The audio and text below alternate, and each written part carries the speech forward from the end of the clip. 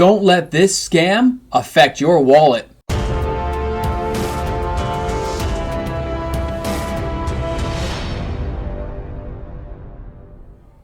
You gotta hand it to Wizards of the Coast. They're going all out this time around.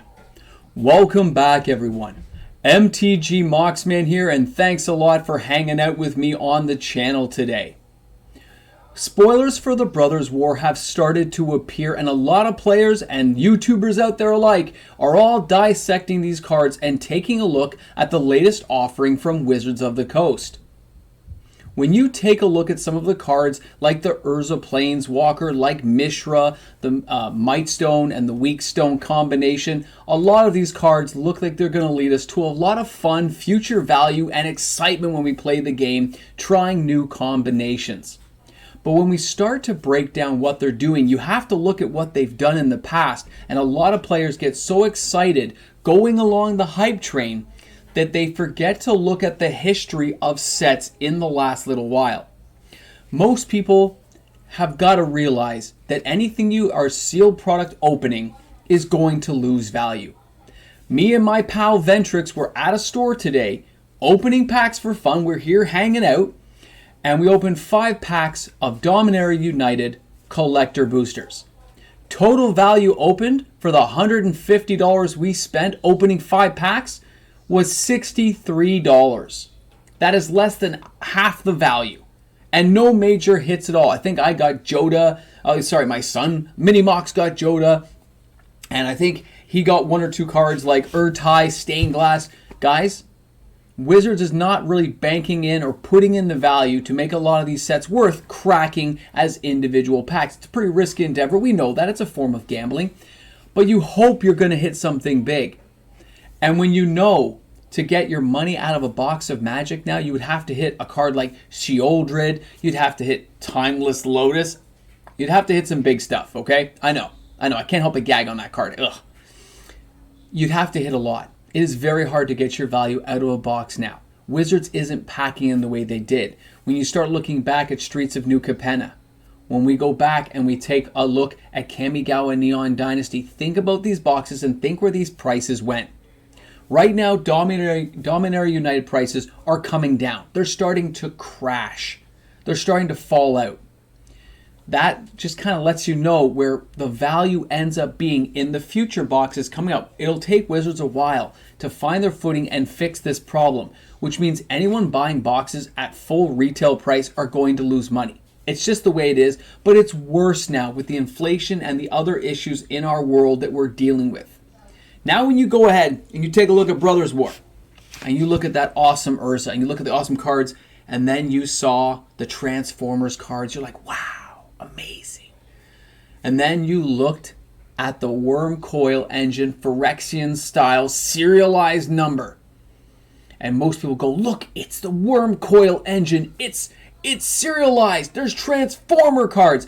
All that tells me they're trying to insert value and trying to drive value into those cards which aren't really there. Why would they choose the Worm Coil engine? It's had multiple printings. It's been all over the place. It doesn't have value already. The value's been driven to the ground.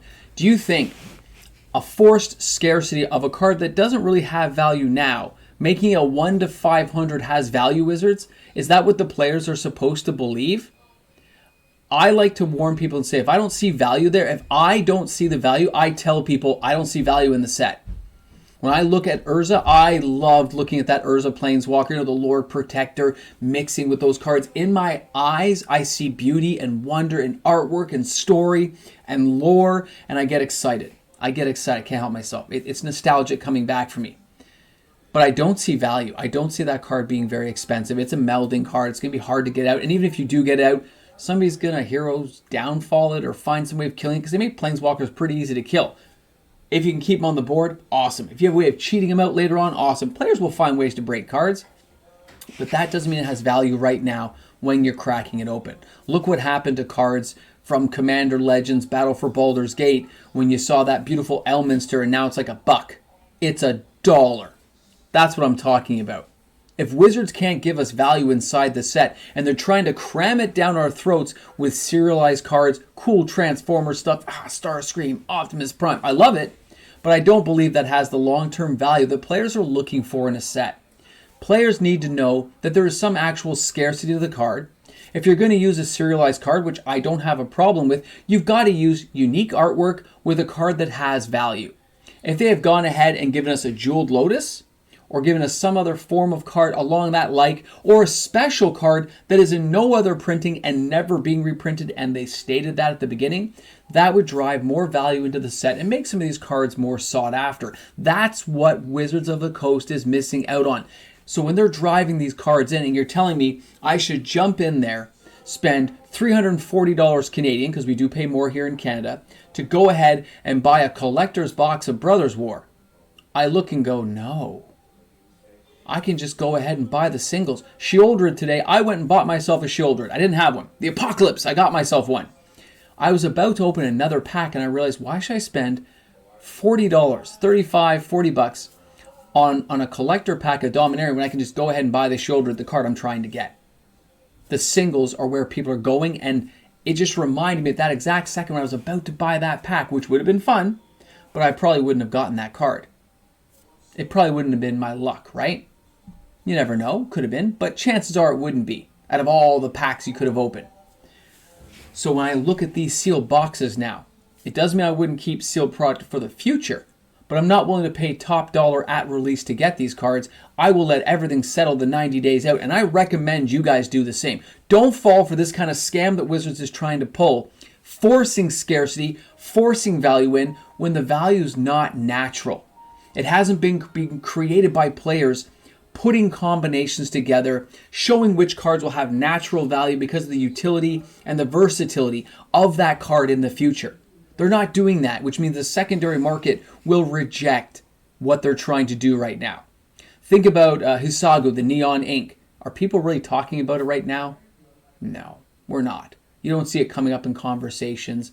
Prices are slowly drifting down for some of those cards. Like, it's just the way it is, because it doesn't have an actual value to it. It doesn't have a utility purpose inside the game.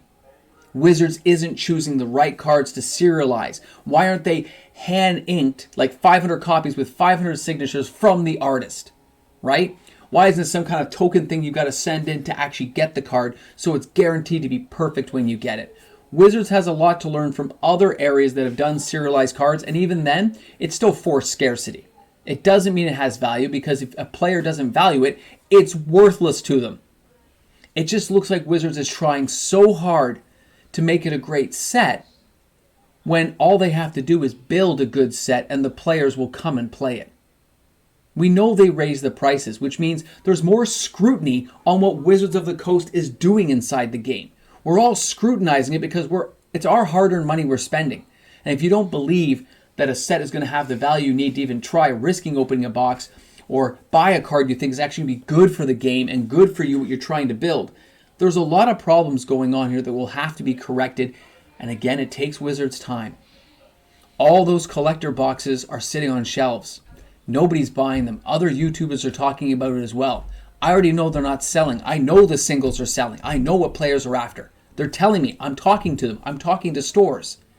And other people who want you to believe you should be buying this stuff, I'm not saying it's not going to be fun. You're going to have a great experience.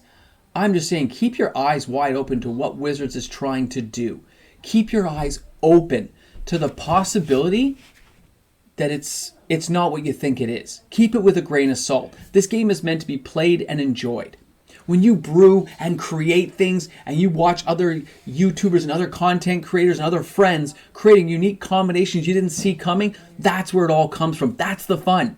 And that's what drives the value of some of these cards. For all those people who laughed about Mox Amber back in the day, in 2018, tons of people teased me about that, but I saw a value there. I said there has a value.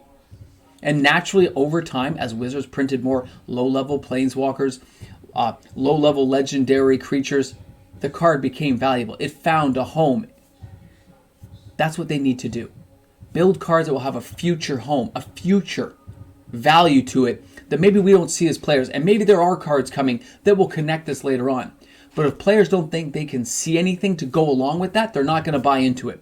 They're not going to buy into false scarcity. They're not going to buy into serialized cards unless it's something really unique and actually special. Not a reprint card. Not a reprint. It's a decent card, don't get me wrong. I kind of like the artwork, guys. It's just been reprinted too much. I'm not trying to be down on serialized cards. I'm not trying to be down on the Worm Coil engine. I've used it many years as well. It just doesn't seem unique. It doesn't seem special to me. It seems like a card they slapped a 500 number on it and they're trying to make it say, hey, look, it's special. No, it's not. Transformer cards seem better than that to me. And I will get them, but I'm going to buy them on the secondary market. I'm not going to try to hunt them out of a box. It's great if I open the couple packs I open that I get it, but it's not likely going to happen. I'm really curious to see how players are going to react to this. How do you guys feel knowing that this stuff is being forced?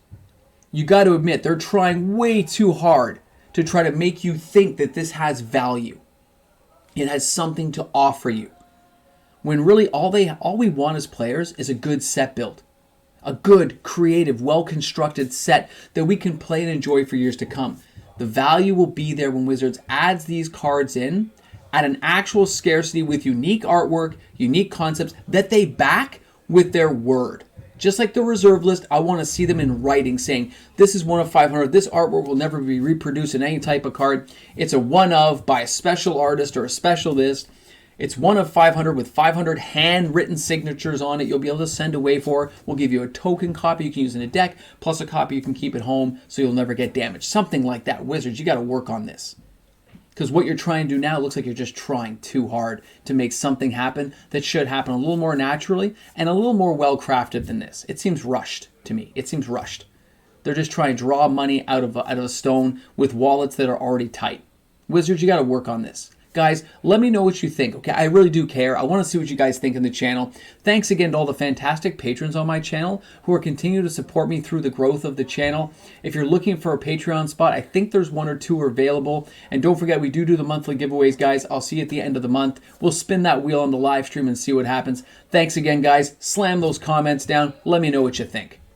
Hey guys, a big shout out to all those fantastic patrons on the channel who make the world go round. Without these patrons, guys, the channel wouldn't exist. Your support is very much needed. Thanks again to all the patrons. Hey guys, welcome to the end of the video. You know what? I'm going to treat you guys, right? We're going to look behind the Wizard of Oz. Look, there's a wall there. And there's a wall there. And then we're back to the green screen. Oh, wait. I'm a little bit off. There we go. I'm back to perfect. Thanks a lot for being those special people hanging out with me at the end, guys. A lot of people don't make it this far. We already know it's about 3% of you, maybe, who make it that far. So I appreciate that support by watching the videos to the end. To my patrons and my YouTube membership supporters, thank you, guys. Without you, we'd be in some trouble right now. I got a bit, money's a little bit tighter than I expected this month, that's for sure. A couple of patrons dropped out and things got kind of bad. So it's interesting to see serialized cards. It just seems like they're trying too hard. I'll be honest. At the end of this video, they're trying too hard. This doesn't seem natural to me. There's nothing special. There's nothing there. Putting a 500 on something means nothing to me. It's like those championship store ones they have. You put the name of the store championship. Kind of, yeah, that's what I'm talking about. It just seems so crammed down my throat. The Transformers seem better than that, right? But we'll see if they get better at doing this. And although I'm not planning on buying a lot of boxes here, I will wait to see how the rest of the set turns out. What are the rest of the cards coming our way? These are the little tidbits they give us to kind of suck you in and get you hyped up, but don't fall for that hype. I'm telling you now, don't buy ahead of time. Don't dive into it. Wait until you see spoilers before you do anything. Don't spend hard-earned money doing, pre-buying boxes when really the singles will do, and, store some boxes for later. That's how I feel about it. So thanks a lot for hanging out. Thanks for supporting me, guys. Really appreciate it. Thanks to the new patrons, the old patrons, my YouTube membership. You guys, seriously, it means a lot. All right, guys, my family thanks you. And I will see you guys soon. Have an awesome day today. I'm going to click off now. I'm going to click this button, and it's all over.